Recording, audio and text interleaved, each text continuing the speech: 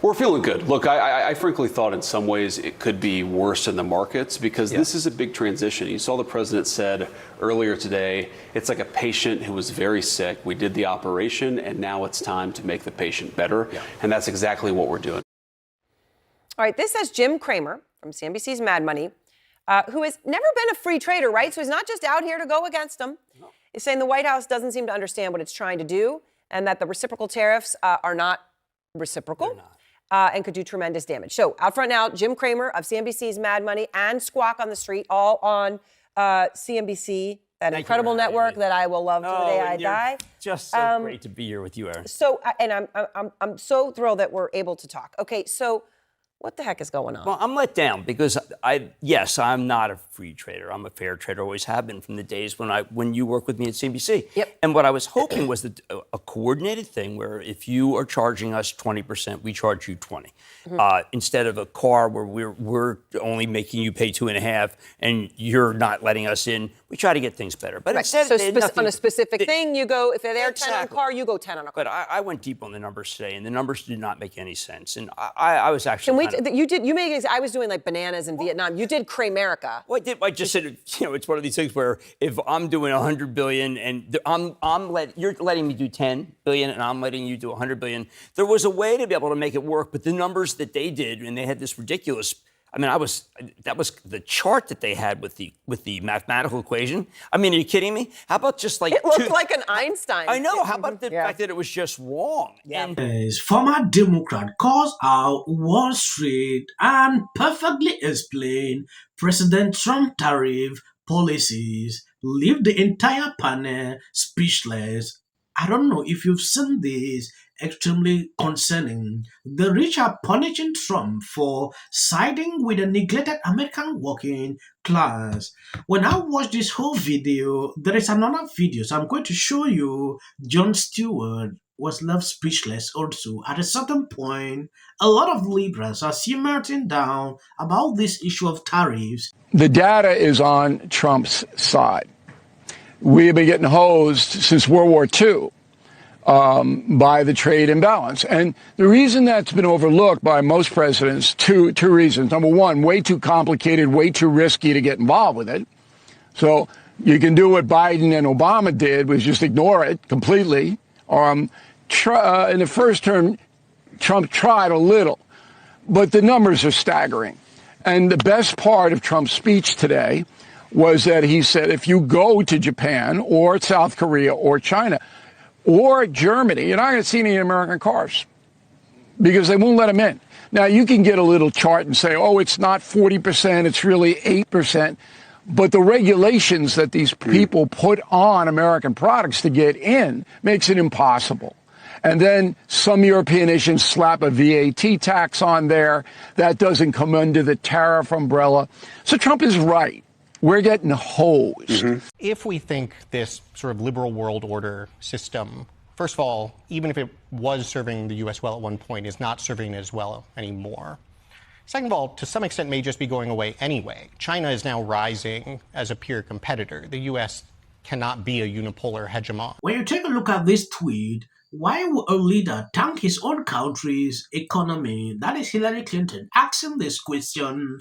It is a key part of the aspiring autocrat playbook. Tariffs and economic chaos mean more power and control for Trump. But America has no king. The Republican-led Congress can stop this at any time. Let your representative hear from you. That is what she posted on Facebook. For a very long time, I'm not seeing her posting again on X. I had to search to see some of the replies on the comment sections. A lot of people blew up on her like never before. People are in support with what Trump actually is doing, though a lot of world leaders are getting crazy about this. Nobody thought they could even get money out of an ATM. Right. No, it was us. And you said it like it was at that time. I want to play the moment. He has no idea Cramer. I have talked to the heads of almost every single one of these firms in the last 72 hours, and he has no idea what it's like out there. None! And Bill Poole has no idea what it's like out there. My people have been in this game for 25 years, and they are losing their jobs, and these firms are going to go out of business, and he's nuts. They're nuts. They know nothing. Cramer. I have not seen it like this I since I went imagine- 5 bid for 500,000 shares of Citigroup when I got hit in 1990. This is a different kind of market, and the Fed is asleep. That is Dodge putting out this. At a certain point, I really don't get it why a lot of people are freaking out. Some understand exactly what is happening, and for a long time ago, this has been going on. We saw what happened during the Biden administration.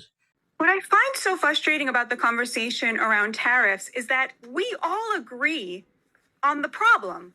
We all agree that the deindustrialization of America led to the downward mobility of the American working class, deaths of despair, people working multiple jobs and not being able to afford the American dream. We all agree that it is deeply unfair for the American middle class to be bearing the burden of unfair tariffs from other countries. We all agree that it is great for the president to have leverage in order to demand reasonable things, like that countries stop allowing for 100,000 Americans every year, and that Mexico do its part to police its own border. And yet when somebody has the courage to show up and say to Wall Street, screw you, I am waging war. I'm waging class warfare on behalf of the American working class. And you elites in Wall Street, you do what you need to do because I'm not going to stop fighting for the American working class. Suddenly, everybody is sitting around going, oh no, the stock market. Yeah, the stock market looks like that because the rich are punishing Trump for siding with the neglected and humiliated American working class over them. We have already seen these tariffs work, Pierce. The number of people crossing the southern border is at 0 for the last 10 years. We have already seen $1.2 trillion in manufacturing invested in this country since January 21st. So they have already worked. Now, how long is Wall Street going to keep trying to punish this president for standing the American working class? I don't know, but I can tell you that the view from the street is people cannot believe that there is a president who is working for them, who is putting them first and telling Wall Street to go screw itself. Wall Street, which picked the Democrats for the last 3 election cycles in a row. That's what the real story is here. American Compass did a survey of just GOP voters. We know now that the majority of Americans who make under $100,000 a year now vote for the Republican Party.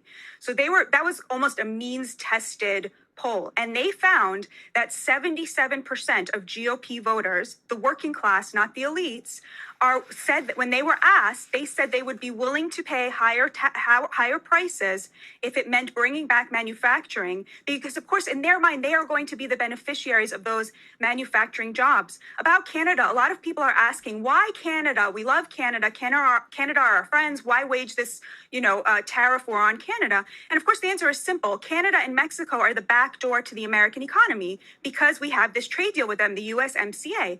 So if there are no tariffs on China, if Canada and Mexico do not match our tariffs on China, China simply builds car manufacturing plants in Canada and in Mexico, which they have already done, and they use that in order to get tariff-free cars into the American market, which is exactly what President Trump is trying to get away from. Yes, someone wrote, tariffs are a strategic tool to counter China's predatory trade practices and protect American workers. Exactly why the United States Reciprocal Trade Act empowers the president to level the playing field. The previous administration's weak trade deal led to Beijing flood our market with cheap goods while stealing jobs and tech. Now reciprocal tariffs ensures foreign competitors can undercut U.S. industry or exploit our open market without consequences. Wall Street elites hate this because it disrupts their globalist profiteering. But Real Americans win when trade policies prioritize our workers over foreign subsidies. The number does lie. Targeted tariffs shrink trade deficit and force adversaries to negotiate fairly. That is Dodge putting out this. At a certain point, I really don't get it why a lot of people are freaking out. Some understand exactly what is happening, and for a long time ago, this has been going on. We saw what happened during the Biden administration. I think you saw a repudiation of the fact that Donald Trump got elected to seal the southern border and to reduce the price of eggs. Donald Trump has come to Washington, D.C.